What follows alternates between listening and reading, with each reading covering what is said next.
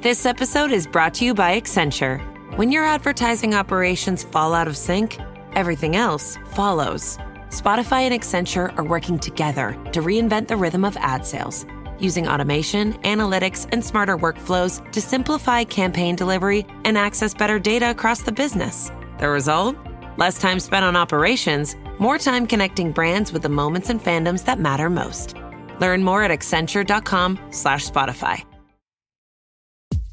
This episode is brought to you by Google Chrome. You think you know a browser, but Gemini and Chrome? That's new.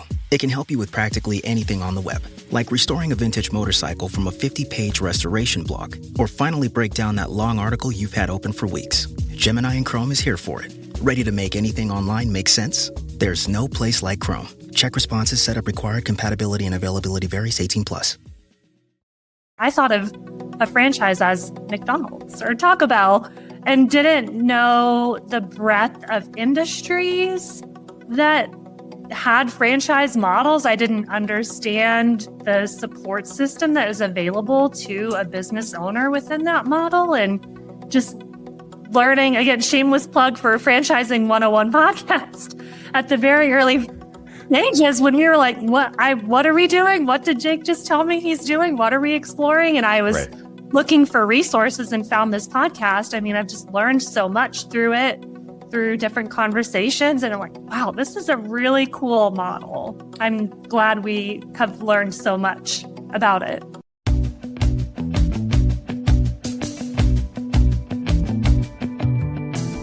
Hey everyone, and thanks for tuning into the latest edition of FranCoach's Franchising 101 podcast. I am Tim Parmeter, founder and CEO of FranCoach and your podcast host. Today we have, as I've said this numerous times over the years, what is really my favorite segment of our podcast, which is what we call In Their Words, where we're going to have one of our FranCoach clients who have gone through this journey and now become franchise owners to tell us, in their words, a little bit about their story, their journey, and incredibly eager to talk to this couple. Just absolutely fantastic human beings, great couple, going to be fantastic franchise owners. I'm a little selfish and sad that they have started a franchise because now they don't need, they're breaking up with me. They don't need me anymore. So I'll definitely miss communicating with them, but really excited to share their story and then continue to watch their journey. So they're coming up here in a second. First, quick reminder of who we are at FranCoach. FranCoach is the premier franchise consulting firm. Our number one goal is to properly educate you on franchise ownership to determine if you should own one. And if so, we're going to help you find your absolute best fit. Our educational approach ensures we focus on the client's best interest. We are not here to sell you a franchise. In fact, we don't sell anything. Finding the best franchise to own is an incredibly personalized and individualized process that can only work with a team of experts focused on what is truly most important. That's you. FranCoach, our services are always 100% free to use, so reach out to our team. Click the QR code or find us at francoach.net. Now, let's get back to the show. All right, everyone, we are back on the Franchising 101 podcast, and with us is a absolutely delightful and amazing couple that is going to chat with us a little bit today about their journey through all of this into now franchise ownership. We have from wonderful Northwest Arkansas, Jake and Kristy Meinzer. Guys, thanks for joining us. Thanks, Tim. Yeah, thanks Happy to be here. Good deal. Well, I'm looking forward to chatting with you guys. And again, thank you. I know you got so much going on as you're now just like newlywed franchise owners here from all of this, but really looking forward to chatting with you. And to start with, you've kind of learned this through this journey. Franchising is so much about the people, and want to kind of get a sense of, share everybody with like some of your backgrounds and kind of the let's look at franchising thing, kind of the Jake and Kristy scoop. Yeah. So definitely just going to start.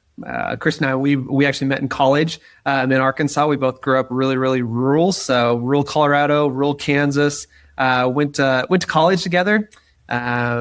Kristy started in her marketing job pretty much right out of college. And I actually started in a job that absolutely nobody knows anything about in the poultry industry. We're kind of a service provider for poultry, and started with a company that was relatively small, and we grew it, over like 7 or 8 states. We had, several different locations from Arkansas all the way out to Delaware. And so through that, I got to run operations for every single one of those locations.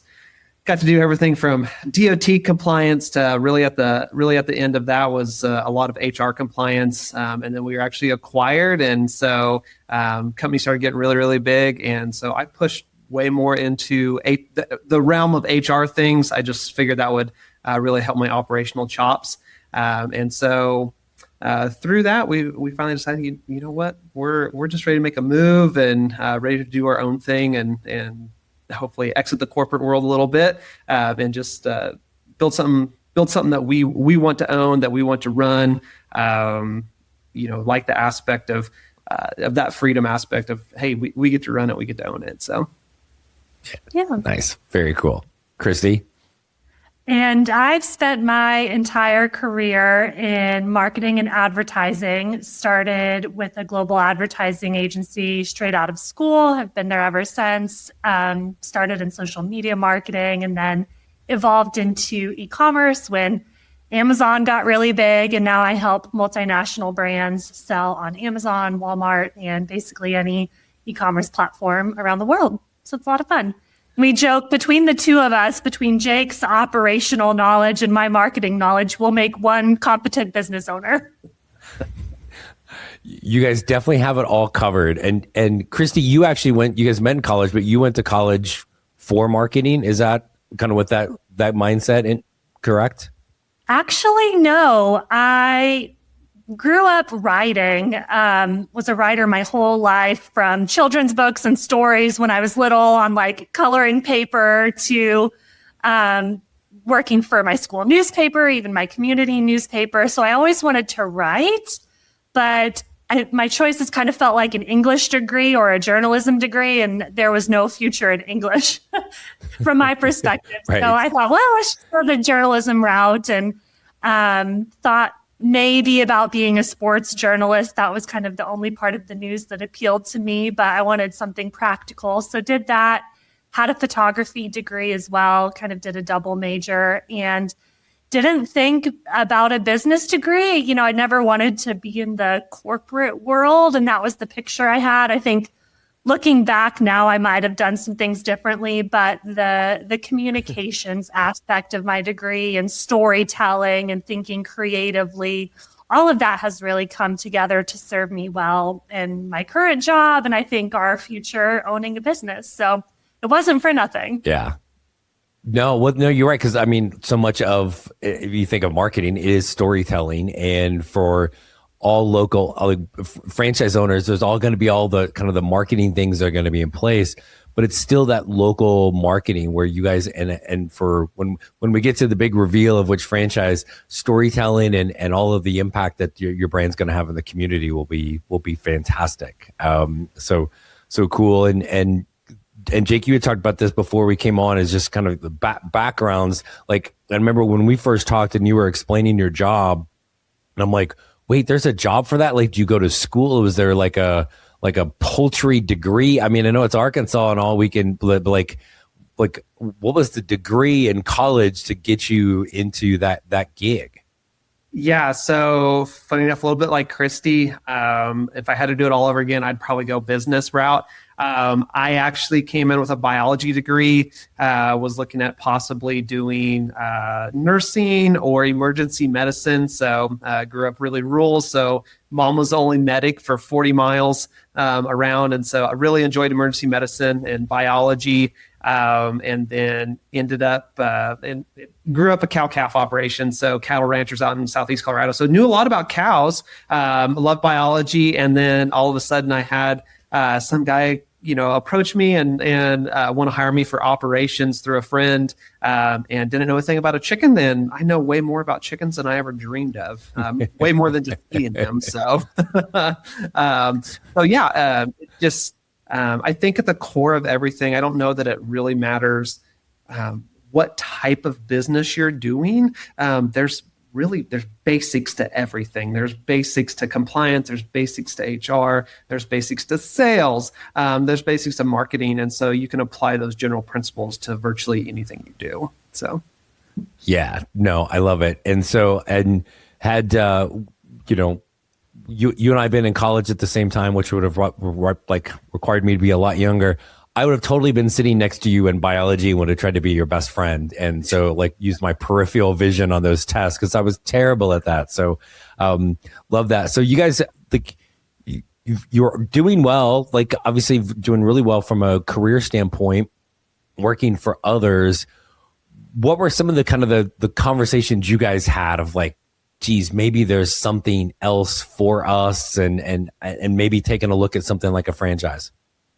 I have to tell a quick story from my perspective, and then I'll let Jake fill in the blanks here. But the way this conversation started between us was about, 5-6 months ago now. I was at home. It was a Friday. I think I was working. And Jake pops into my home office and he goes, "So I just had a call with the business broker." And I went, "What?" And then he told me, I'll let him fill in the story from there. But that was how I found out about it. And here, 6 months later, we are business owners. So it all ended up fine. Yeah. I think just for me, it'd been super appreciate my background and just the person that I hired on with. He, allowed me to, both make a lot of mistakes and also grow company and things like that. And I've always, even from a young age, enjoyed being a little entrepreneurial and just doing different things and just figuring out those bits and pieces.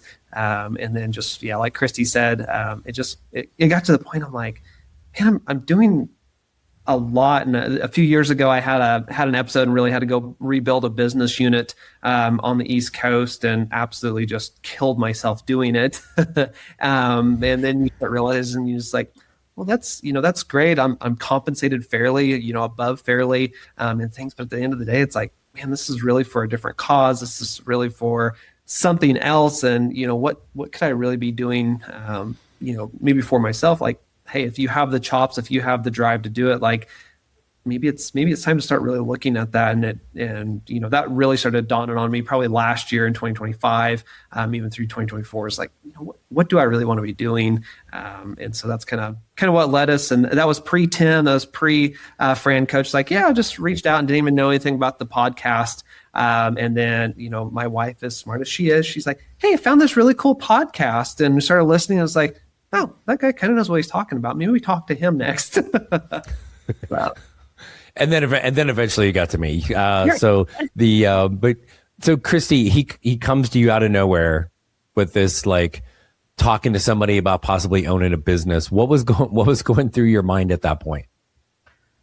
It was a surprise initially, but we're very supportive of each other and each other's endeavors. We've both done little bits and bobs throughout our marriage. I've written a book. I've had a financial coaching practice, just little things on the side. And so this kind of felt like, oh, here's something else on the side we might do.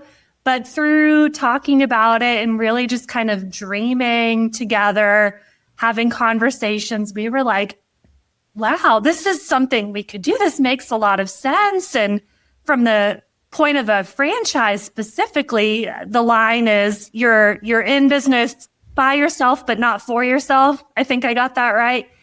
And for yourself, in business for yourself, not by yourself. Yeah. Yes. Okay. Yeah. Thank you. I think I messed that up, but yes. Yeah, no, it was all perfect. The structure component made a lot of sense because, it's come up, I think, over the years, we should start a business, or people have told Jake, you're very entrepreneurial, you should start a business. And it's kind of like, well, yeah, that sounds interesting. And we could probably do that. But starting from scratch, starting from ground zero, building something completely from the ground up is overwhelming. And so through Jake's connection with this business broker initially and thinking about what even is a franchise? What is this model? And just did some research and exploration and found out, though, actually, this could really suit us. This makes a lot of sense for us. We like the structure around us, but doing things on our own also, it kind of felt like the best of both worlds. Yeah. So as you guys get started and ultimately we got connected and we start going through this and kind of building out what this was going to look like for you guys. And I don't know if you guys can think back to this, and we get to the point where we introduce you guys to some franchises, and in almost every case, those brands are things people, have little to no experience in. Something wasn't really on their radar maybe before we first spoke, and then probably brands that they've never ever heard of. What was that kind of experience like? As I'm sitting there going, all right, guys, here's the first one, here's the second one, here's the third one. Like how many eye rolls back and forth did you guys give me? Like dirty looks, because we do these, I always do that on the phone because I don't want to see the reaction of I feel like I'll start crying or something if people think I'm crazy with those. But how was that kind of those brand reveals, so to speak, for you guys? I think we both came in really just open because we had talked so much. It's like, what do we want to do? And we had talked to some, just other brokers, and I'd seen businesses listed and stuff. And it's just like, nothing just really popped. And so I think one thing that we just told ourselves was just like, we're going to go into this very open-minded. We're just going to see what's presented. If we don't like anything, we're going to be open and say, yeah, we don't like anything. Let's try again. I know you're nice enough to present us with 4. There was one right off the bat. We just said, yeah, not for us. Very much so a growing industry and a needed industry, but I had some family background in it, and just through different things with HR, I'm like, yeah, I want nothing to do with that industry. And so that was an easy strike off for us. And then the rest of them, it's like, hey, we want to give all 3 of the rest of these just a fair shake on, don't know a lot about the industry, know little bits and pieces about the industry, but not the whole shebang. So it was just time to just do our process and just see if there was any glue there to stick us to it. So. And Tim, you did a really good job because and he didn't pay me to say that, every option that you presented to us had some kind of connection. Even the one that Jake just mentioned, we kind of knew right away wasn't for us. Like he said, there was a family connection in that industry. I think the others all hit on potential areas of interest for us or potential business models that were interesting for us. So they all hit the nose on the head. Well, one of them did in particular, the one at the very end, which I wonder if he saved it for last on purpose. I wonder if you knew this one. But the last one was the one we ended up choosing. And I think up until that last one, we were going, yeah, sounds interesting. Maybe we could see this. But then you described that last one, and I think our jaws might have fell on the floor. We were like, wow, look, that one's sparking something. And I think the other thing that I had to get out of my mind, like every business I've ever been a part of, I talked to you a lot about dirty service. I was in a dirty service industry. And then also like every industry I'd ever been a part of had some kind of asset, whether that's trucks or whether that's inventory or you're like a good something. And so actually looking at possibly businesses that you really didn't have that. And so getting over that hump too was a little bit of I want to call it a struggle, but like I hadn't really thought about that either. Yeah, and kudos to you guys for that openness, because it really and not always, but more times than not, when people come in and they're like, this is what I've done, right? I like this. It's kind of like, I like this because it's what I've done, but we don't know anything else. It's like, if somebody's only ever had McDonald's, what's your favorite hamburger? Oh, Big Mac. Like, have you tried anything else? No, I like the Big Mac. It's the best. Like my 12-year-old. Can you just try one other thing? Maybe you'll end up liking it. And sometimes people, what they think it is, it really does align, but more times than not, it is something that's different. And so kudos to you guys for having that open mind. And you did, the one also really rare Although there was another one at the beginning, you guys had like, I think maybe one of them you're a little less so, but saw a potential match, but the other two were just aligning a little bit better. But you kind of stayed the same almost throughout, which also does not really happen very often, which also kind of solidifies we nailed it the most. So I want to talk about kind of a couple inflection points in the process, but let's go ahead and do the big reveal. You guys are now the proud franchise owners of what franchise? Yeah, so it's a franchise called Senior Helpers. It is non-medical care for seniors, and I'll even throw out there not even seniors. Like you can have people, even our parents' age, a little younger, maybe have some kind of surgery and need help just recovering from that. Maybe they live alone or they don't have a spouse can take care of them. So that was the one we went with. Awesome. And I was going to make you do the 30-second elevator pitch. You already got it down. So for you guys, this was again ended up being a match and kind of felt like that pretty early on. What were some of the things that you guys learned about the brand that really were kind of aligned for you? I think number one is service. As we were going through our first initial, put Senior Helpers aside a second, we were looking at a different franchise and really involved in it and getting close. It was established and we were almost under an LOI on it that we were going to purchase this thing.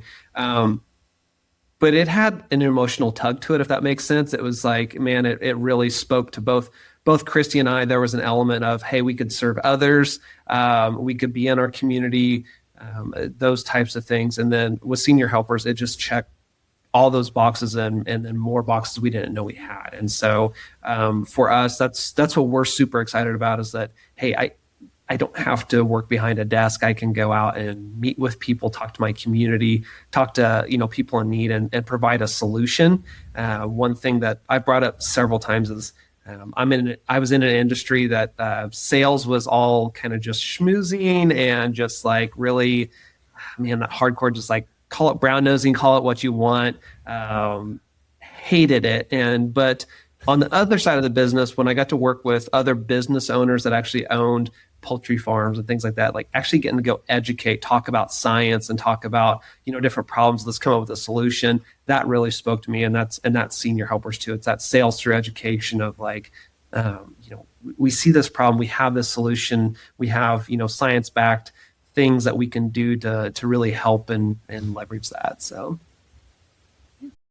This episode is brought to you by Accenture. When your advertising operations fall out of sync, everything else follows. Spotify and Accenture are working together to reinvent the rhythm of ad sales, using automation, analytics, and smarter workflows to simplify campaign delivery and access better data across the business. The result? Less time spent on operations, more time connecting brands with the moments and fandoms that matter most. Learn more at accenture.com/Spotify. This episode is brought to you by Google Chrome. You think you know a browser, but Gemini and Chrome? That's new. It can help you with practically anything on the web, like restoring a vintage motorcycle from a 50-page restoration blog, or finally break down that long article you've had open for weeks. Gemini and Chrome is here for it. Ready to make anything online make sense? There's no place like Chrome. Check responses, setup required, compatibility and availability varies, 18+. And yeah, the people were just a huge draw with Senior Helpers. You meet the business development person on your first call and you're like, wow, they're great, but their job is to be great so that we're interested in them. We thought, well, maybe as we meet a few more people, maybe we'll find the fly in the ointment or something. And we never did. I just cannot say enough about, I'll name drop Rob at Senior Helpers, Annie, Peter, Mary, everyone we've worked with, Jean, Carrie, our operations manager now, like everyone is genuine, everyone is kind. And, through talking to you, Tim, one of the things that you've said about finding the right fit is like, are you in the right room? And repeatedly through conversations with Senior Helpers, the answer was a resounding yes, we are in the right room. Yeah. And it's always that so the mutual fit too was the amount of times I had somebody from senior helpers reach out to me and they're like, oh my gosh, I love these guys. Like, and then it's usually the selfishness comes in, like, can you find some more? Yes, because it's so easy to just go find like this awesome couple, right? And so, but really, it's always, I was kind of make the cheesy dating analogy of like the ones that don't, the franchises that you didn't ultimately select doesn't mean they're bad brands, just means that they were not the right fit for you guys, right? And it really has to be that like aha thing. I think the harder part, and this did come up because you guys were the rare ones in that, like, kind of latched onto this one early and it stayed there, and it's like, seems like it's going really well, which usually means the hyperventilation moment is going to be bigger towards the end. And so, but it did ultimately get there. So you did have some of those kind of like, look, oh my gosh, are we going to do this? How did you kind of get yourselves worked through those little moments towards the end of the journey? I'll give the short answer and then maybe Jake can elaborate. I don't know. Between us, we're opposites attract. That's true. I'm more of the like, let's just go and forge on ahead. My dear husband's a warrior. So those moments did come up, but I just kind of trusted the process. I'm like, this organization, these people are checking the most important boxes. And these little moments of panic or whatever are just things we're going to have to deal with. They're not deterrents for me. We're still on the right path. Let's still keep going. I know we'll find a way through this, but I don't know, Jake might have had a little different experience. And I think, we've shot you a couple emails or texts as well, just like the OMG moments. And so just, having you there as a coach to kind of, talk off a cliff, like, it's not a big deal. Let's just talk about whatever it is. And then I would just say, have a close, just some confidants. Like I have a couple of friends that have really successful businesses, and I'm like, hey, we need to go have lunch. I have another friend that he's still in ag, so I went and got in a side by side with him for 3 hours one day, and it's like, I just need to throw everything on you, and I just need you to hear me. And let's have a therapy session together. And so I would say that was, great spouse to talk to too. It's one of those, like, this is a huge life decision. I've always been, we've both been really blessed and worked really hard in our jobs and have always had something to lay back on. And so taking a risk and hopefully taking a mitigated risk is the goal. But yeah, you're going to have those moments. And I would say have a support system, have those people that know you really well. It's like, man, you've done X and Y and Z. I think you'll be fine. So it's good to hear that reassurance. So, yeah, and you guys did a good job of almost kind of just recapping yourselves of, wait, why do we even want this franchise? And then that kind of that day in a life, because there was so much, I think, that really connected for you guys with that. But there was the fact of, again, there's no actual experience in this industry. Like, how did you guys kind of work through that? Because it's super common, but it is always that jump that people think when you're in the corporate world. Like, once you get, and you guys kind of just got into your careers, it's hard to make a big jump industry wise in that standpoint. How did you kind of get the confidence of like, hey, we can see all the things we have to do? Today, I don't know anything about taking care of, seniors for all of the different things you're taking care of. How did you kind of get the confidence that was going to be something you guys could handle? I think timing, for me, career-wise, timing is everything.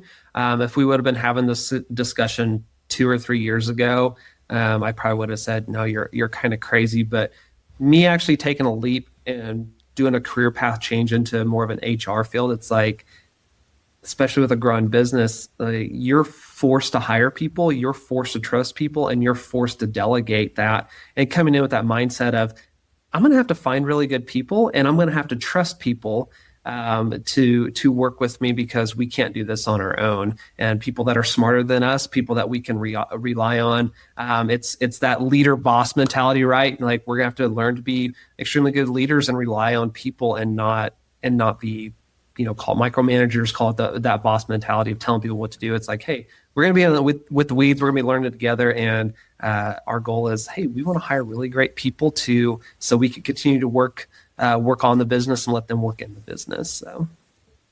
And we can learn anything. I think I've said that to Jake in his worrisome moments. Like, we don't know it today, but we're smart people. We're adaptable. We can learn the system. We can learn the process. I'm confident we can do that. So let's not get hung up on what we don't know today. Let's trust ourselves to learn it tomorrow. Yeah, if I can figure out a chicken, surely I can figure out something else.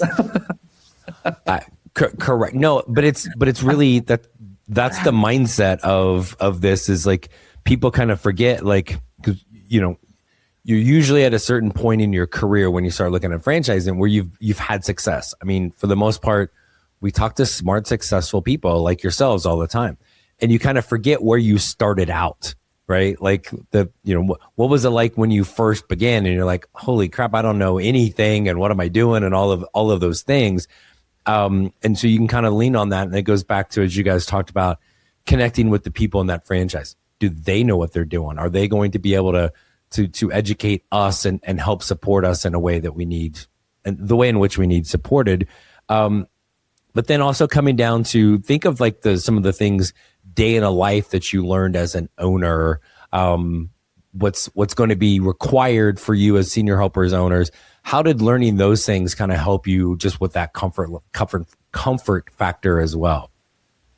Yeah. I mean, it goes back to our little running joke. He's got one half of the experience that we'll need. I've got the other half. Between us, we're one competent business owner. But it really is going to be an exercise, I think, of us trusting each other's strengths, and through like the discovery process and getting funding and stuff, Jake has taken care of things that I could never do on my own, like the pro forma spreadsheets and everything that he has just handled. And it excites him. I'm like, wow, I'm really glad you're good at this. I'm glad you enjoy this, because this is overwhelming to me and I could not put this together. And I think he would say the same thing about the marketing. When we did Meet the Team Day, or even as we've started onboarding, like just learning about the marketing pieces, he's like, that's your department. Not that we're going to silo off and not get involved in those things if that's not our strength, but just trusting your partner to do what they do best. Yeah, and I think just to speak to the day in the life deals, like, that's the thing that I'm looking forward to. I'm looking forward to getting out of bed and being able to be in community again, and talking to people. I think one thing that I've just told you is, in late 2023, somewhere in there, I started working from home. Most people, they're like, man, you got it made. You work from home. You don't have to travel that much. I did previous. I traveled a ton, but yeah, maybe traveled 2 or 3 times a year, and you work completely remote. Like, that's fantastic. I'm like, it's killing me slowly. And like, I'm one of the weird ones. Like, I want a place to go. I want to go talk to people, and be worn out at the end of the day, and just feel rewarded. Not that what I do isn't rewarding, but I think I think we're all wired a little bit differently, and just a change of pace. I'm really looking forward to, and then just being able to meet with, really great organizations, that are out there that are, helping our seniors and that sort of thing, and just connecting with them and just being a resource. That's another really cool thing about senior helpers is a ton of their training. Not only are we helping seniors, but we get to help families of seniors, and that's awesome. Yeah, and I think one of the things that kind of gets hidden in this industry is you see all the effect of the seniors and their families, but you guys get to build a big team, right? And those caregivers that are going into the homes. I mean, you guys are almost like secondary in the story, because they're really the heroes. And so I think you guys, because it is one thing, honestly, in that industry that can kind of scare people off a little bit. Oh gosh, that's a big team. I don't know. Like, you see all the negatives of that. You guys really have embraced the positives of, yeah, we're not going to be those evil bosses that nobody wants to work with. We're going to build this great culture and build this team, and now give opportunities to people in the community where they can do something meaningful. And that's pretty darn cool, especially the way you guys have embraced that. So have no doubt that you will have a fantastic team of amazing heroes and caregivers out there in the world doing this. So that's very cool. I'm going to throw a couple more things at you really quick, and I'll let you get on with your day. What was something that maybe surprised you in this journey from an employee to now we're franchise owners? I don't know. Was there anything out there that you were like, oh, wow, I didn't even know that was a thing, or really kind of came up along the way that surprised you? Besides that question. Yeah. I think mine just, I don't know if I'd call it a surprise, a pleasant discovery perhaps, was just the franchising model. I think before Jake popped into my office on that one day and said, okay, guess what I did? And then, that kind of started our journey from there. I thought of a franchise as McDonald's or Taco Bell and didn't know the breadth of industries that had franchise models. I didn't understand the support system that is available to a business owner within that model. And just learning, again, shameless plug for Franchising 101 podcast at the very early stages when we were like, what are we doing? What did Jake just tell me he's doing? What are we exploring? And I was looking for resources and found this podcast. I mean, I've just learned so much through it, through different conversations. And I'm like, wow, this is a really cool model. I'm glad we have learned so much about it. And I would say just like for somebody going through franchises, for us, I think every franchise, of course, is going to be different, going to have different cultures. My huge push was like, I wanted something that was pretty well established. I also wanted something that had really good structure. There's going to be people, that's one question that Kristy keeps asking, was like, well, how much freedom of expression am I going to have? I'm like, I hope none, because I hope they have it figured out. And so that's kind of where we differ. Like, I want nice, cutesy boxes, like put everything in a box and, creative expression. And I think that Senior Helpers really helped us check a lot of those boxes. But as you're meeting with franchises, and that was a surprise to me, and frankly, one I think on top of my head really drove me away, was just how they present from the get-go. Senior Helpers it was really singing to me just how structured the process was. We'd met with some others that really just want you to drive and you to kind of take over discussions and really don't have a plan. They just want to learn about you, which Senior Helpers, of course, did, but they had a very methodical way of doing it. And that's really, for us, I think there's different personalities. Of course, there are different personalities out there that are going to really enjoy maybe not as structured, more structured middle ground, that kind of thing. So. Yeah, no, and I like both of those things, and one of the pieces really of our puzzle, and again, you guys were so open to it, let's think if we have three franchises, it's kind of like the three bears, right? This one's too hot, this one's too cold, and you never really know. Like, we could ask a million questions, nobody's going to know that for sure until you can explore. This one is super buttoned up, all kinds of structure and organization. Here's one over here that's looser with it. Doesn't mean that they're not going to support you and help you or don't have a plan. It's just a little bit more on you. And then there's kind of one sitting in the middle.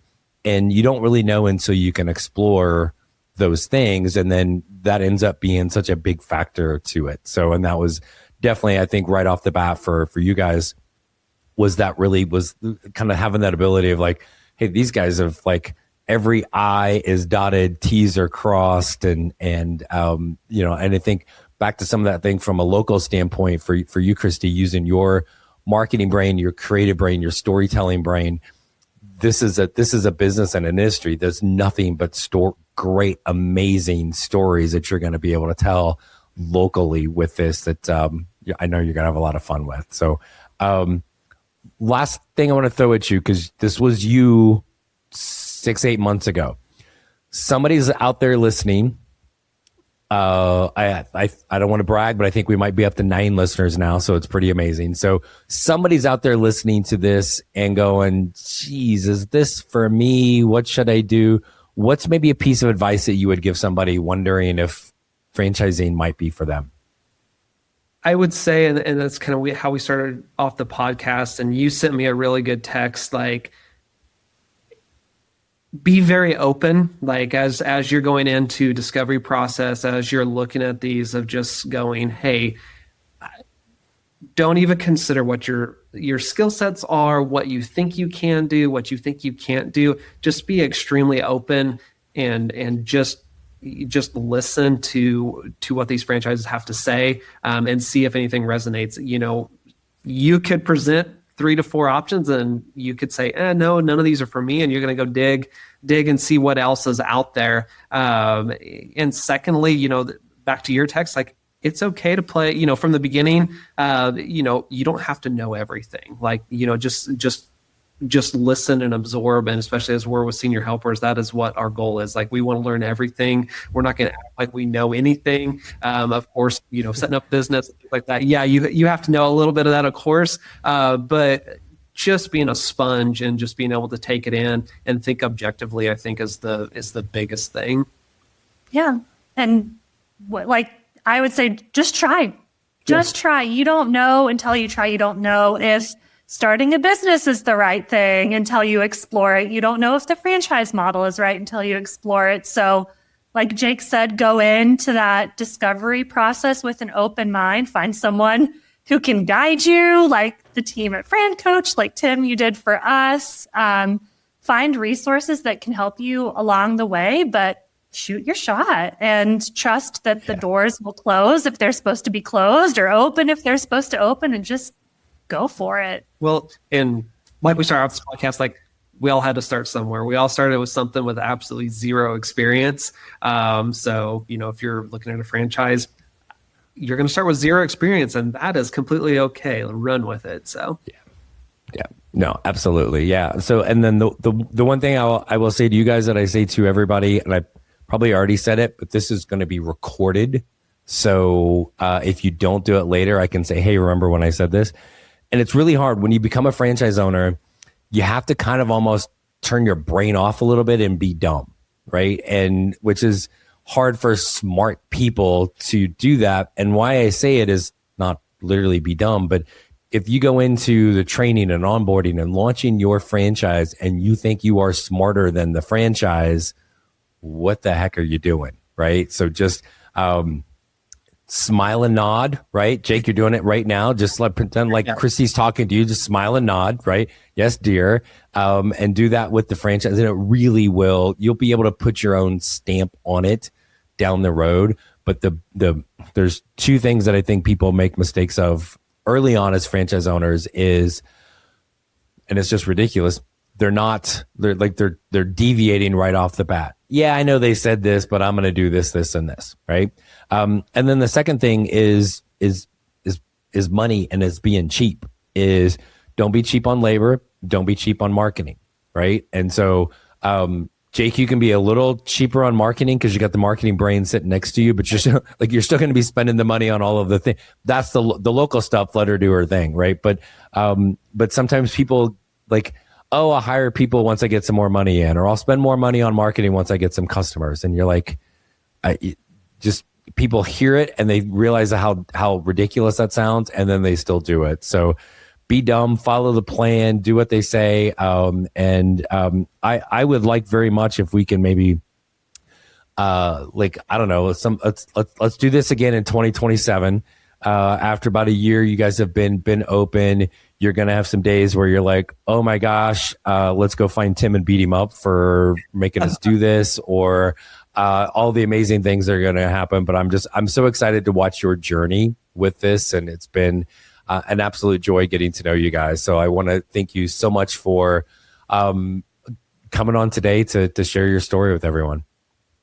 Yeah, thanks, Tim. And kudos to you. You're a big reason we started all this. So it's kind of a neat full circle moment to be a guest on the podcast that was such a resource for us and helped us get started. Appreciate the opportunity. Yeah, can't thank you enough. Like, it's made the process fun. Like, definitely, I'll just throw it out there. Pre you, it was like a real stressor, just trying to figure out what you want, and then post you was like, oh yeah, this is a lot easier. So can't say thank you enough. Oh, no, my pleasure. Thanks, guys. Hey, thanks again for tuning into the Franchising 101 podcast brought to you by FranCoach. I hope these episodes continue to educate you on the amazing possibilities that can be achieved through franchise ownership. In between podcast episodes, if you still want to learn more about franchising and the ways in which FranCoach can help, there are a few places for you to check out. First, tune in to the Franchising 360 show. It is the only nationally syndicated television show about franchising hosted by me and Danielle Wright. Our TV show airs every Friday, 8 Eastern, 5 Pacific on Biz TV. Next, check out the FranCoach YouTube channel, which is FranCoach for You. You can find tons of franchise-specific content there. Plus, you can catch past episodes of the Franchising 360 show. If you like to read, we encourage you to check out our book, Becoming a Franchise Owner. You'll never guess what it's about. And finally, when you're ready to take that first personalized step and explore the franchise industry further, please reach out to our amazing team at FranCoach. You can click the QR code or find us at francoach.net.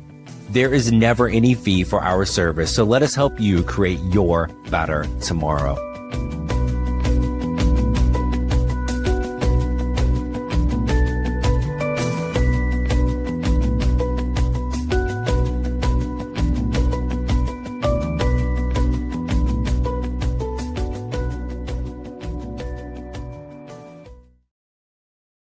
Close your eyes, exhale, feel your body relax, and let go of whatever you're carrying today.